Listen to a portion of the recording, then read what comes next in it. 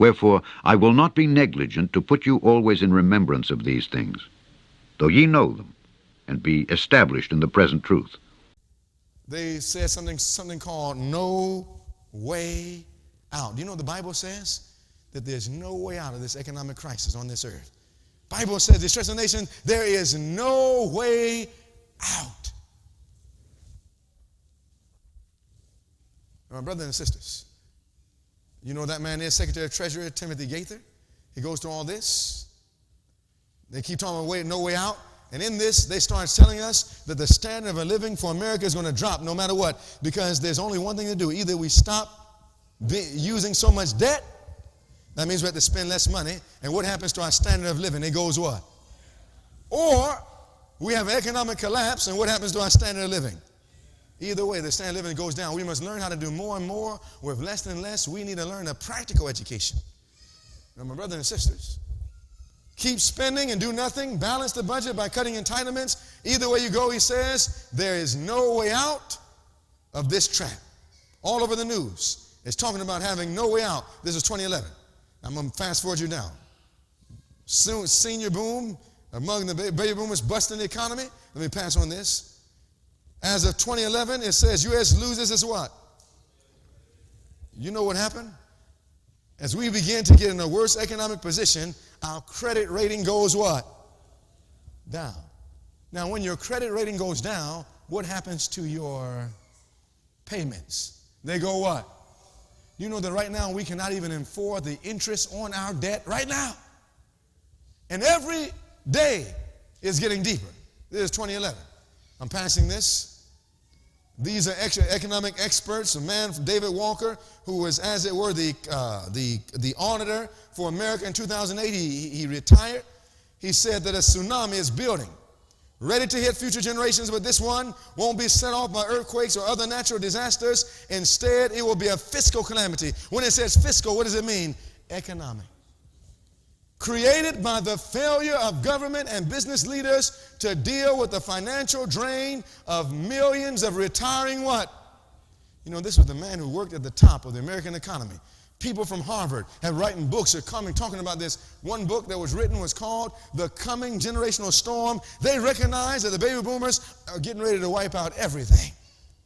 But now, my brothers and sisters, do you know when you start looking at the scenario, do you know what the prophet says is going to happen when all this takes place? Look at Education 228. Heavenly Father, as we get ready to bring this message to a close,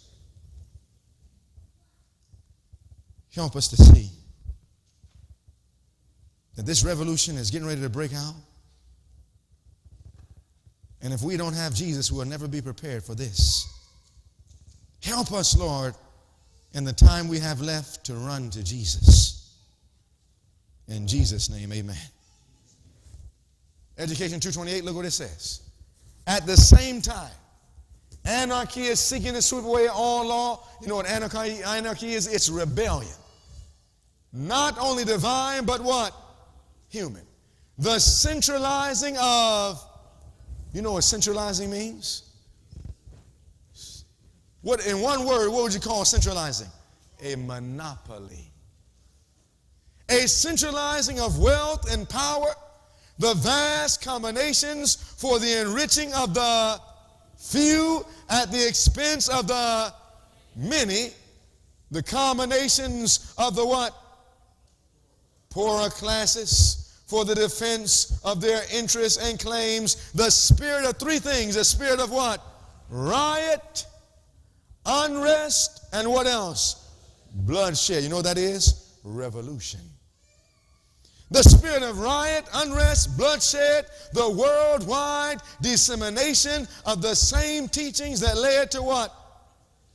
Do you know that the French Revolution was the bloodiest revolution that the world ever saw? You know that they would take adults and children and take them to the guillotines and just cut off their heads. And do you know that we're told that that revolution is coming back all over the world? You wonder what was going on in Cairo, Egypt. You know it's this right here. What's going on in Northern Africa and Southern Asia is this right here. But guess what? That's coming to a country near you. This is the spirit of unrest, riot, bloodshed, the worldwide dissemination But the same teachings that led to the French Revolution all are tending to involve how much? The whole world in a struggle or a revolution similar to that which did what? Convulse France. If you were to study the French Revolution, brothers and sisters, it was a bloody revolution. And do you know we're told that that's getting ready to take place right now? And you know what you should ask yourself the question? When is it going to happen? It's going to be against it says here that this is a central bank. That it centralizes this. And it says an example of a central bank, this is an encyclopedia, is the what? Federal Reserve System of the what? The United States. It says a central bank, reserve bank, or monetary authority is a public institution that manages a state's currency, the money supply, and interest rates. Now notice what this says. I want you to see something now. In contrast to a commercial bank, a central bank possesses a what? Now this says that the Federal Reserve is a central bank. So a Federal Reserve is a what? It's a monopoly. Now what the prophets say? The work of the people of God is to prepare for the events of the future, which will soon come upon them with what? Blinding force. In other words, something's getting ready to happen with blinding force that we don't see it. And how is it going to happen? It says in the world what? Gigantic monopolies will be formed. Now this was written in 1903. You know when the Federal Reserve was established? 1911. Do you know that one of the greatest monopolies the prophet was talking about is the actual Federal Reserve System? Now, anybody know how to win Monopoly?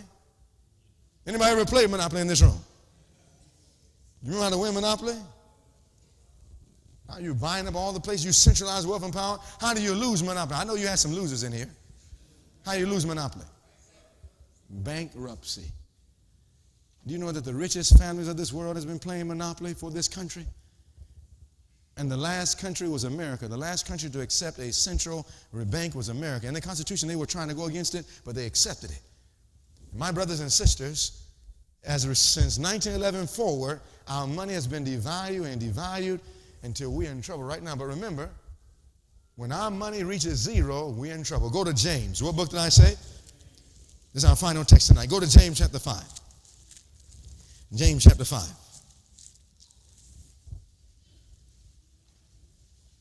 Men will bind themselves together in unions that will wrap them in folds of the enemy. A few men will combine to grasp all the means to be obtained in certain lines of business. And what's going to take place? Trade unions will be what? So it says once you see an economic crisis, a centralizing of the money, you're going to see a result that labor unions will start coming back. The labor unions are to defend the interests of the poorer classes, leading to the rebellion, leading to the revolution. Now my question is, do we see labor unions on the rise right now? We can't study history. We would know why there's no way out, but if you were to study fractional reserve and the Federal Reserve and money, you would understand why this is, but I can't go through it now. I want to get you to a point so we can close. After 1971, all of our money lost all of its gold backing. After 1971, all of its silver backing, it was tied to nothing. And so our inflation began to rise and rise. You see, the gold standard was like this little girl. And though the money can go up, the inflation can only go so high. Are you following me?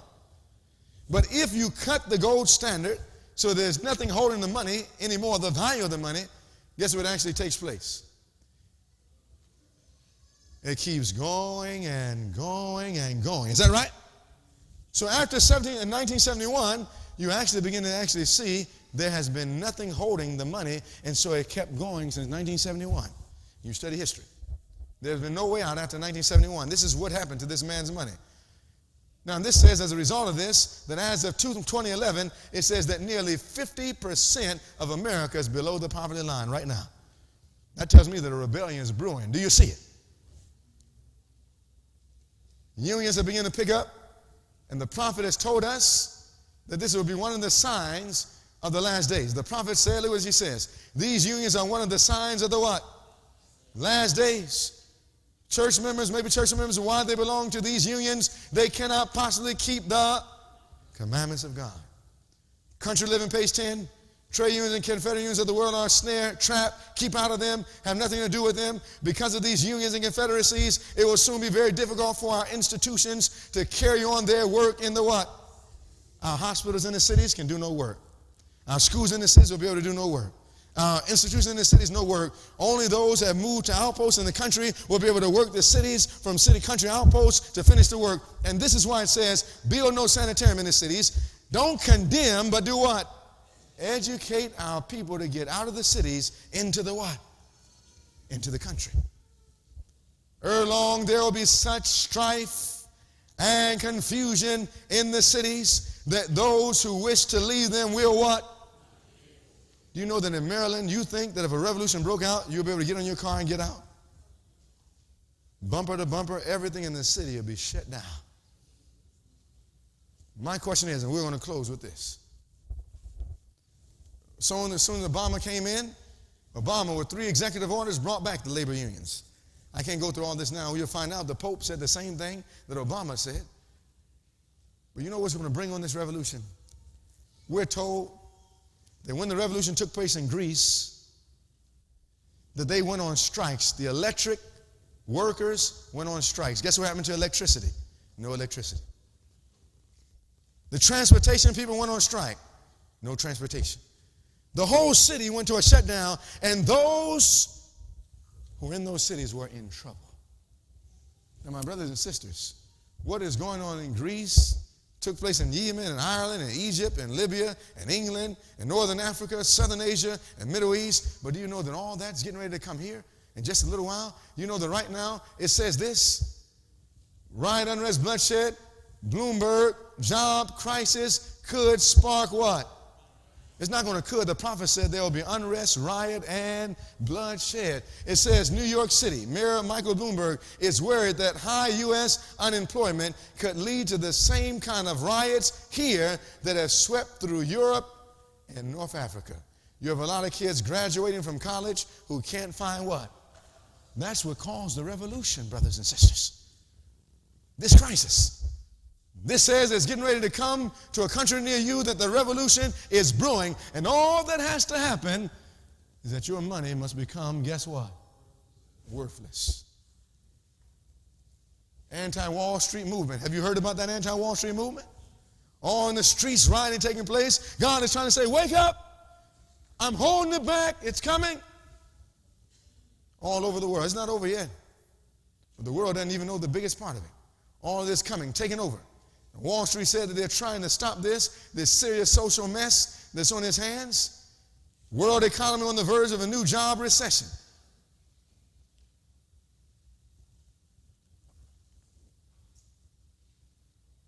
What Joseph was. You know what that man is? Jimmy Carter. In 1980, America for the first time reached a deficit of $985 billion. Ronald Reagan comes on the scene. For 8 years, from 1980 to 1988, when he leaves office, for the first time, America never saw it, a deficit of 3.1 how much dollars? Do you know that America never saw anything like this before in their life? But guess what happened? Every time that the deficit goes up, the value of your dollar, guess what? It goes down. So in 1980, you had $1. But in 1988, when the deficit reached the $3.1 trillion, guess what happened to your money? Guess how much it's worth? When it's zero, a revolution is getting ready to break out. All of a sudden, who comes in? Father Bush, 1992. He leaves office at $4.2 trillion. What happens to your money? When your money is worth zero, revolution breaks out. All of a sudden, Bill Clinton comes in office. You love what he said so much, you vote him in twice. He leaves office in 2000 when America reached the top of her temporal credit prosperity. And he left off at $6 trillion. Guess what happened to your money? Well, remember, revolution breaks out when your money is worth what? Nothing. Then all of a sudden you took in Son Bush.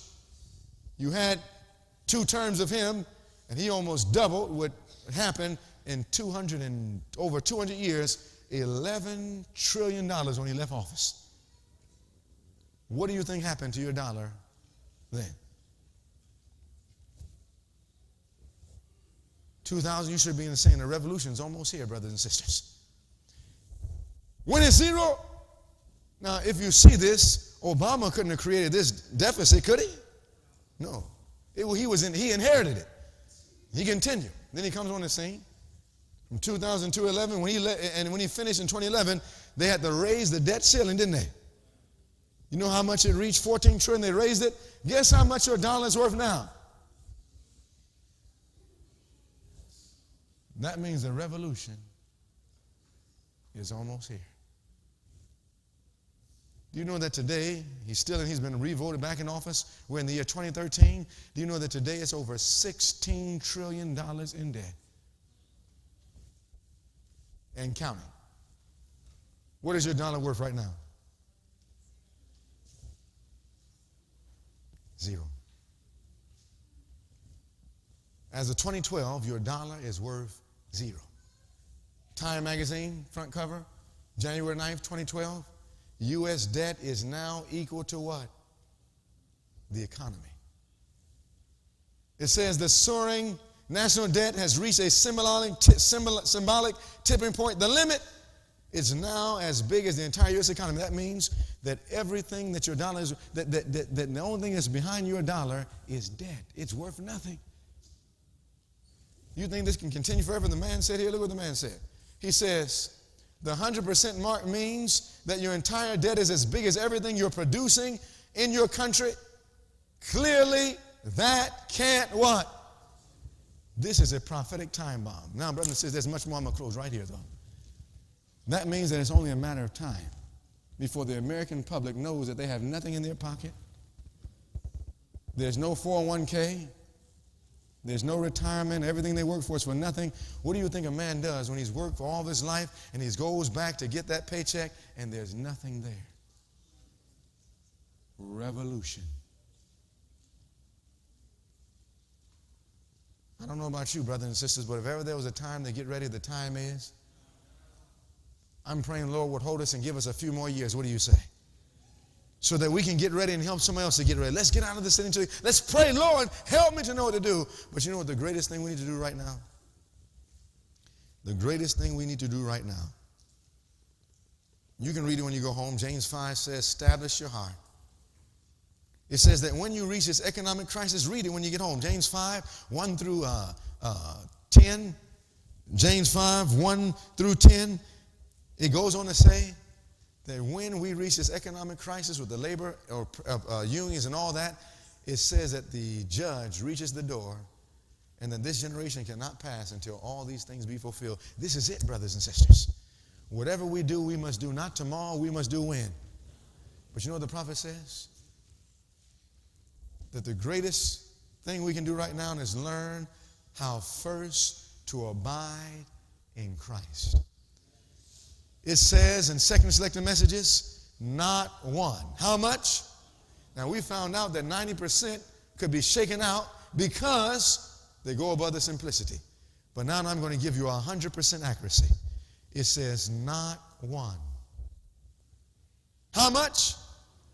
Not one who is abiding in Christ when the son-in-laws pass will fail or fall. Are we teaching the truth in love? Telling it like it is. Are we holding pure motives, showing that we care? Are we teaching the truth?